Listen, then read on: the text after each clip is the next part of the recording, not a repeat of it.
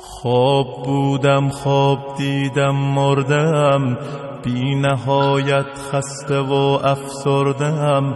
تا میان گور رفتم دل گرفت، قبکن سنگ لحد را گل گرفت.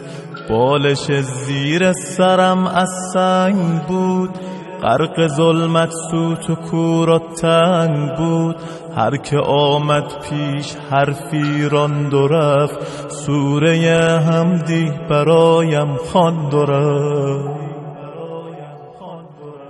خسته بودم هیچ کس یارم نشد، تشنه بودم در پی یک جرعه آب.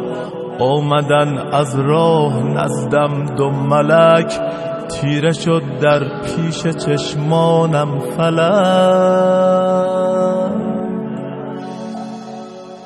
یک ملک گفتا بگو دین تو چیست، دیگری فریاد زد رب تو کیست.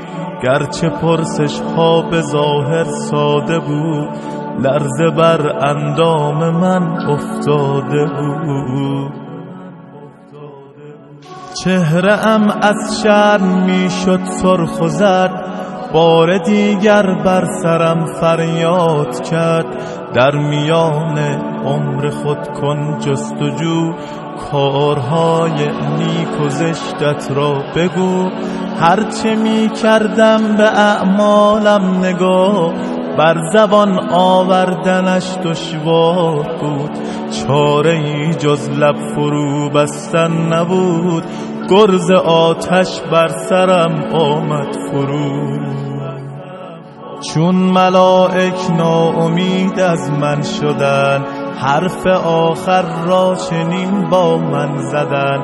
عمر خود را ای جوان کردی تباه، نامه اعمال تو باشد سیاه.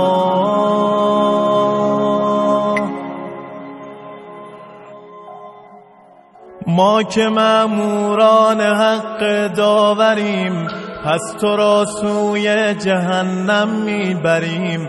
ناامید از هر کجا و دلفکار، میکشیدندم به خفت سوی نار.